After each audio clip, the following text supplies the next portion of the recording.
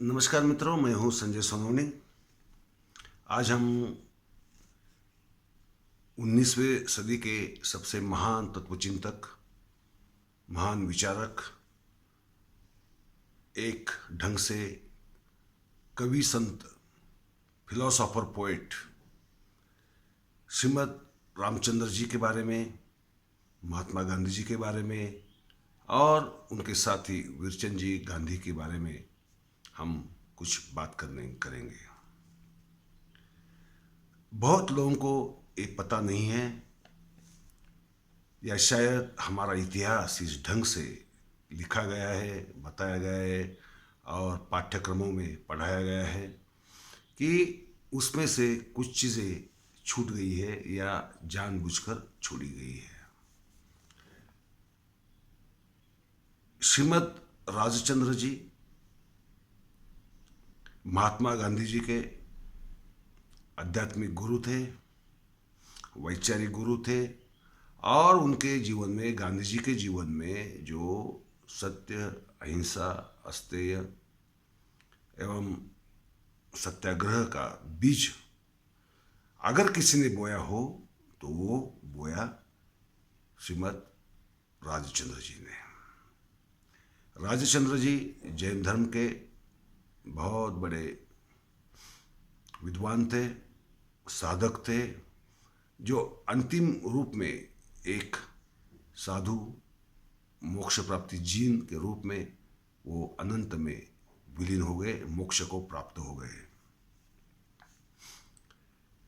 महात्मा गांधी जी जो आज दुनिया में वंदनीय हैं, तो उनकी मानसिक, आध्यात्मिक, वैचारिक नींव जिन्होंने रखी, हमें बताया जाता है कि टॉलस्टॉय था, रस्किन था, हमें सब जो गांधी विचारों को मानते हैं वो ये जानते हैं, मगर वे शायद ही जानते हैं कि ये सही नहीं है, क्योंकि खुद महात्मा गांधी जी ने ही अपनी किताबों में, अपने वचनों में, अपने अखबार में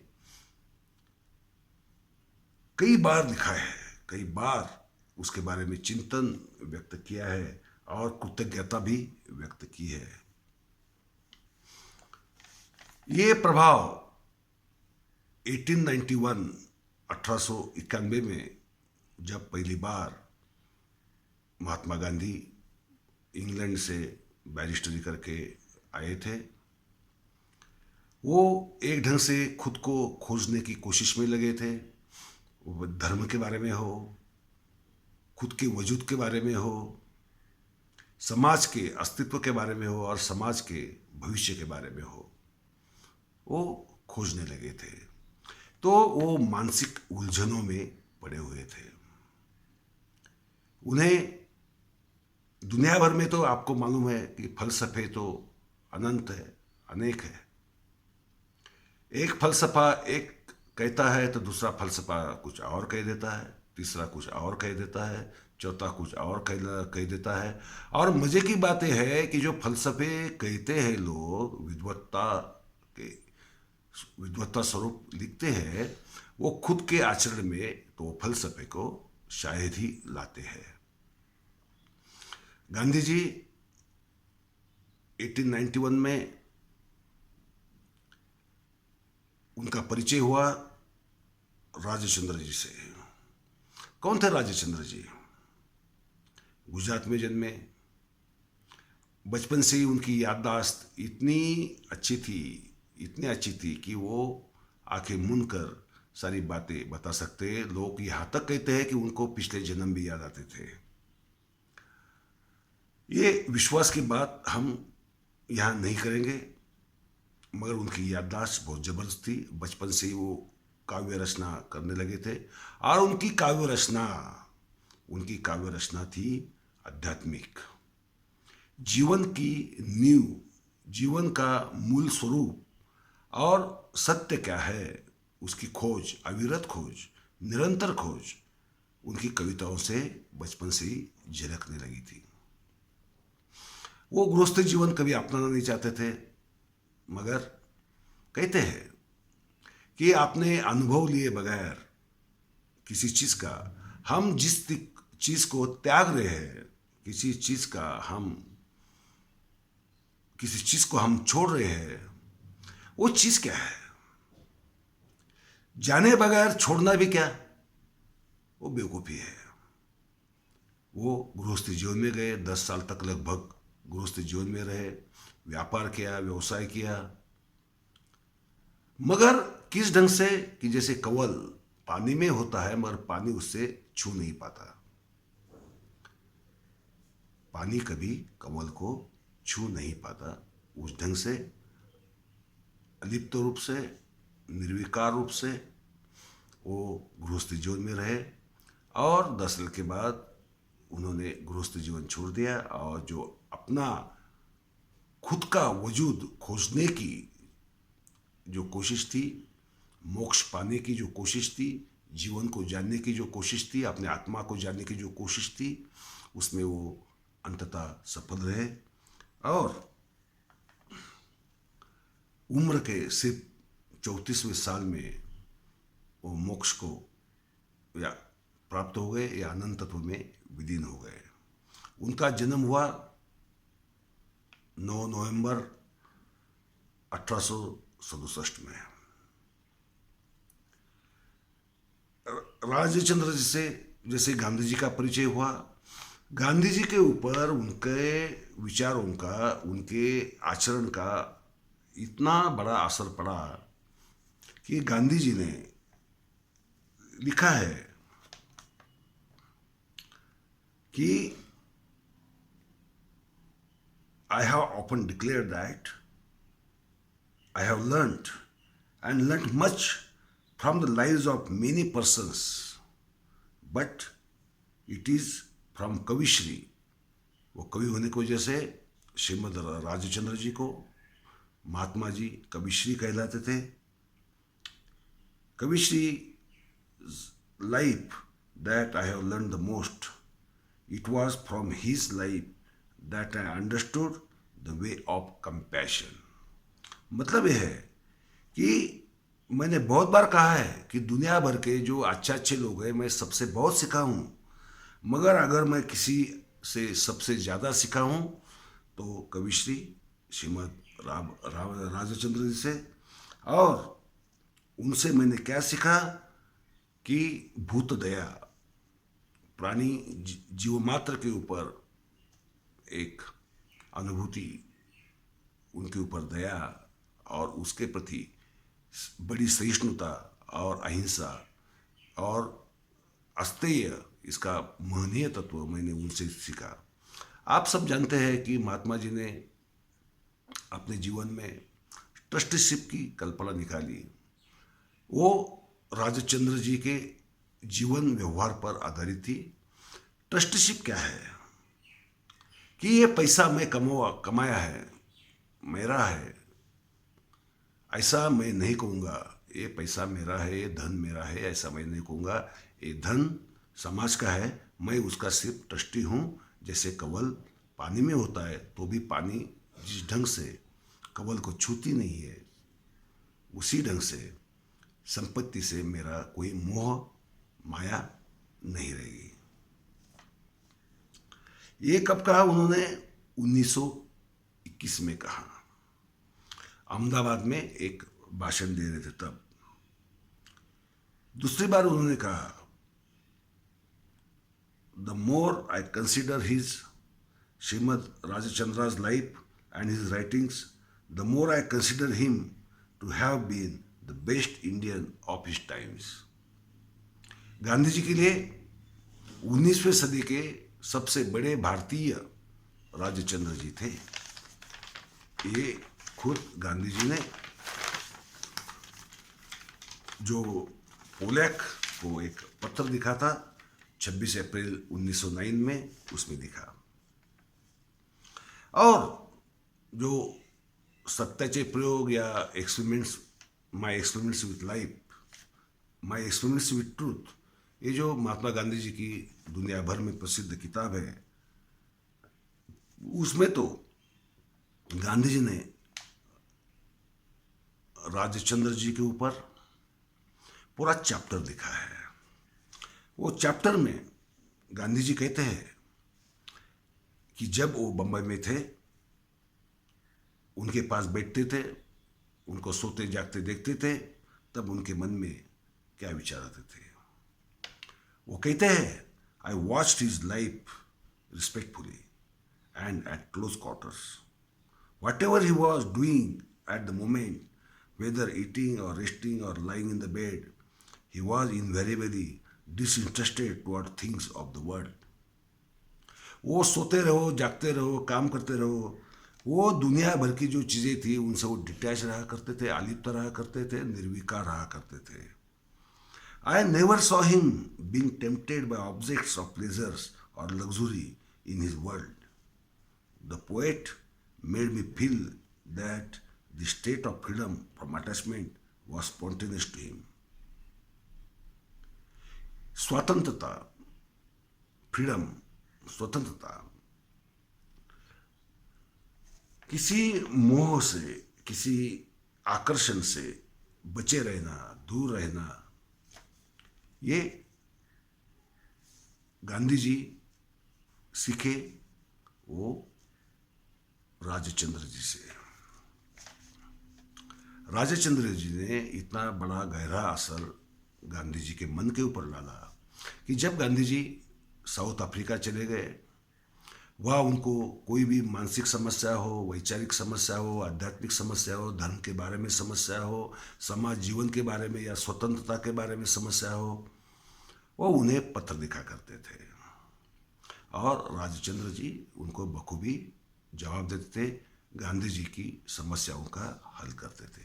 एक बार तो ऐसा हुआ कि राजचंद्र जी को गांधी जी ने 27 सवाल भेजे जो जीवन की अथाह गहराइयाँ जो है, मानवीय जीवन जिस ढंग से परेशानियों में, आपत्तियों में पड़ा हुआ है, जूझ रहा है, सड़ रहा है, उससे मुक्ति, उससे निजात कैसी पाई जाए. राजचंद्र जी ने उस 27 सवालों का दीर्घ जवाब दिया और गांधी जी की काफी उलझनें उन्होंने मिटा दी. 1891 में जब राजचंद्र जी के साथ उनका मेल मिलाप हो रहा था, वार्तालाप हो रहा था, तब उनकी मित्रता बैरिस्टर विरचंद गांधी से भी हुई.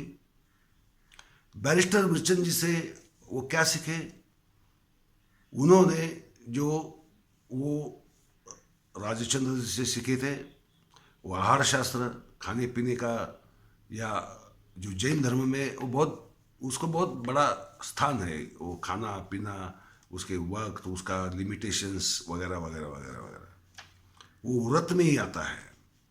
तो वो व्रत गांधी जी ने प्रैक्टिकली, वो थियरी उन्होंने राजचंद्र जी से ली और प्रैक्टिकल वो विरचंद जी गांधी जी से सीखे.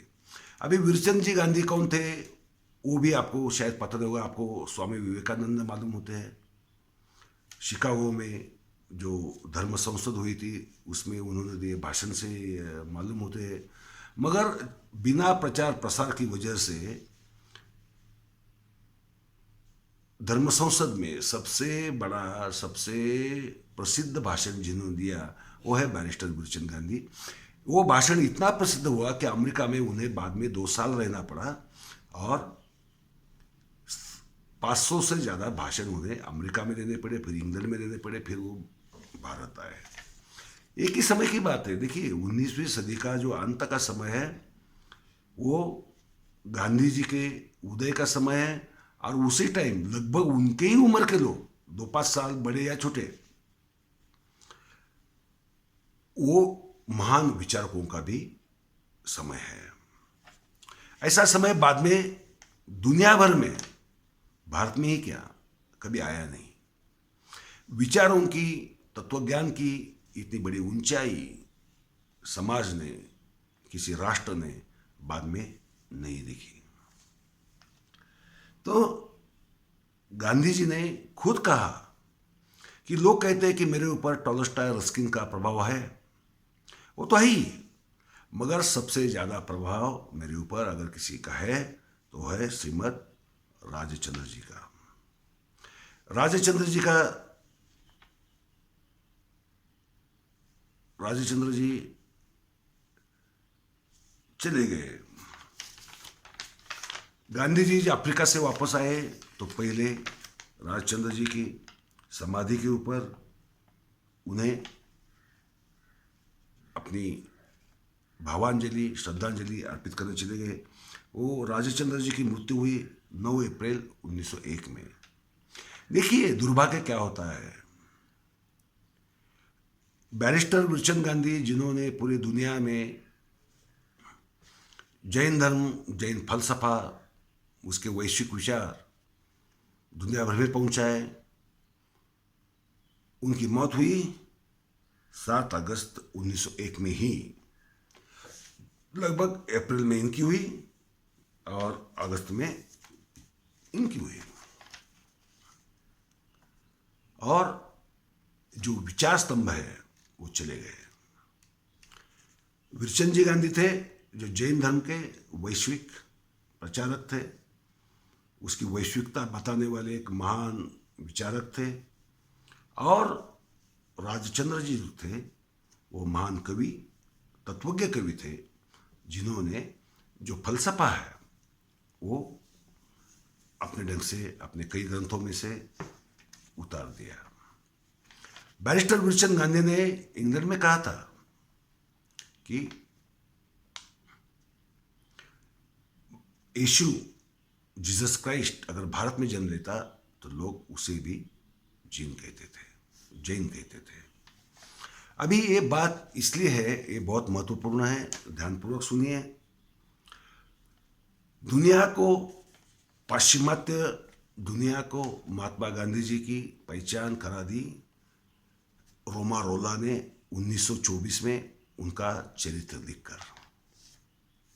1924 साल, तब गांधी जी अर्थात जीवित थे।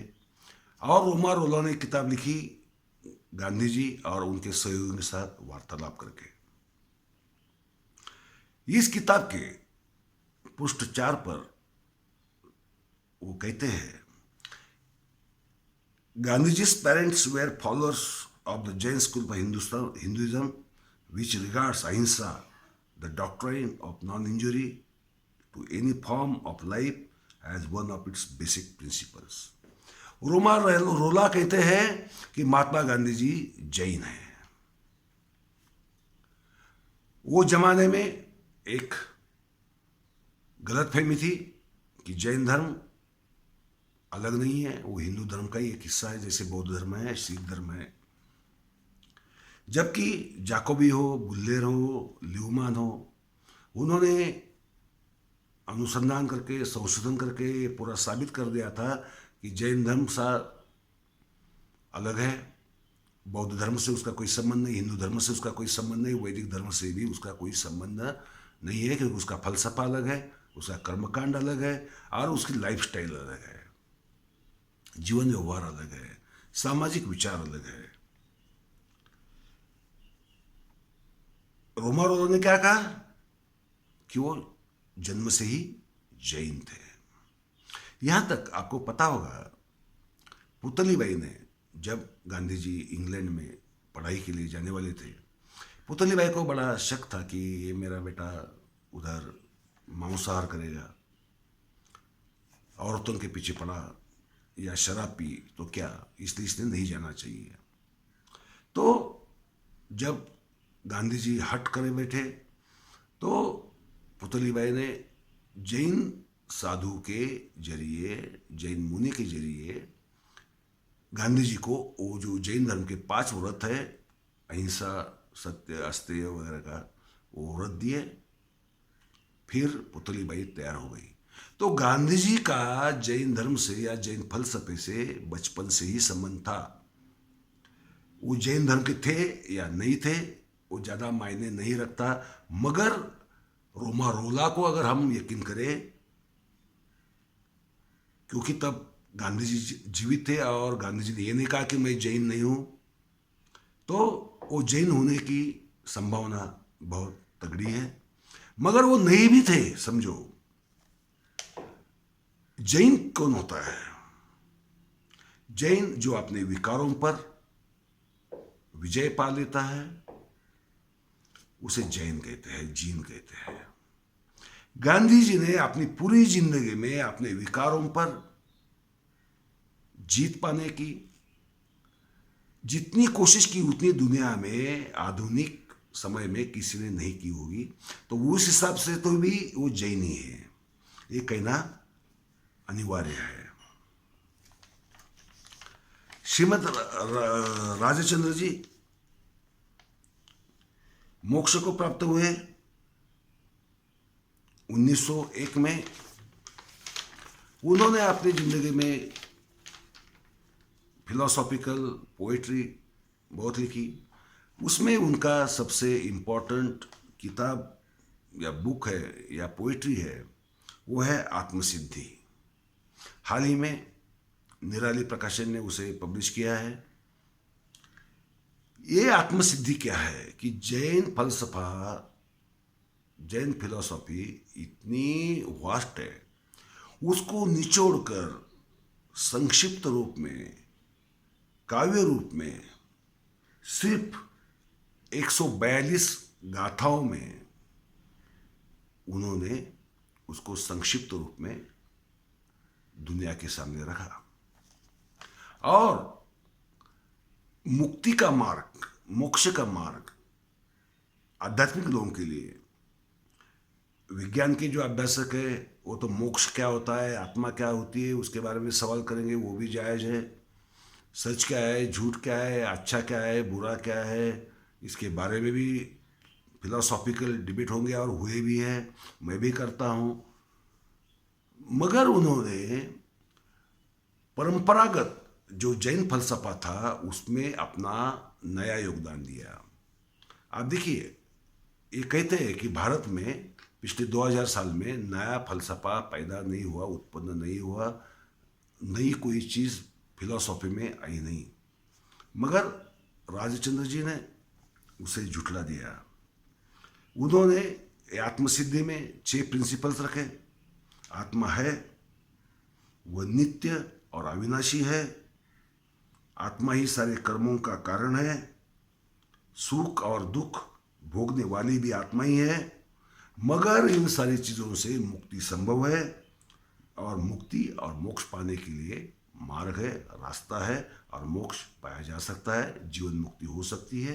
ये जो सुख दुख है उसके चक्कर से आदमी छुटकारा पा सकता है। ये 6 तत्व उन्होंने लिखे, वो कैसे, क्या और किस ढंग से साकार हो सकते हैं उसका मार्गदर्शन भी किया। और ये किताब मैं ये कहूँगा कि पिछले 200 साल में फिलॉसफी के ऊपर भारत से लिखी गई सबसे महान किताब है।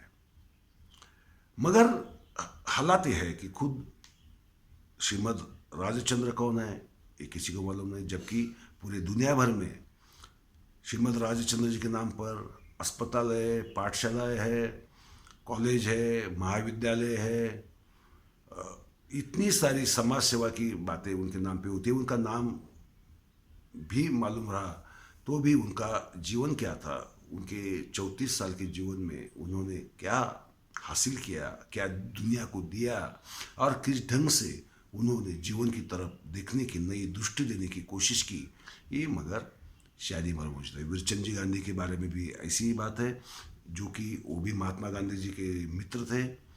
महात्मा गांधी जी उनसे बहुत कुछ सीखे। ये इंडियन सिविल लॉ जो है वो पेचीदा था, गांधी जी के समझ में नहीं आ रहा था और वो निराश भी थे क्योंकि उनको जी वकीली थी वो ठीक से चल नहीं रही थी। तो उनको धीरज देने वाले, उनकी हिम्मत बढ़ाने वाले वीरचंद जी थे। और जब वीरचंद जी अमेरिका जा रहे थे धर्म संसद के लिए, तब कर्मठ जैनियों ने, कर्मठ सब धर्मों में होते हैं, कर्मठता का इस देश में या दुनिया में कोई अंत नहीं है। उन कर्मठों ने वो समुद्र यात्रा कर रहे हैं इसलिए उनको बहुत आलोचना की। तब श्रीमद रायचंद जी थे जिन्होंने बैरिस्टर बिरचंद गांधी जी को पूरा समर्थन दिया और उन्हें जाने के लिए प्रोत्साहित किया। बिरचंद जी गांधी गए और उन्होंने जो किया वो एक इतिहास है, वो सबको मालूम होने की ज़रूरत है। उसमें से जो अच्छी बातें हैं वो समाज ने लेनी चाहिए, क्योंकि आदर्श नकल करने के लिए नहीं होते, आदर्श होते हैं सीखने के लिए, समझने के लिए, सवाल करने के लिए और जवाब ढूंढने के लिए। और वो काम उन्होंने 19वीं सदी में किया। एक महात्मा गांधी जैसे महानायक को पूरे दुनिया के सामने लाया, जो सही मायने में जीन था। ये भी हमने ध्यान में रखना चाहिए मित्रों। धन्यवाद।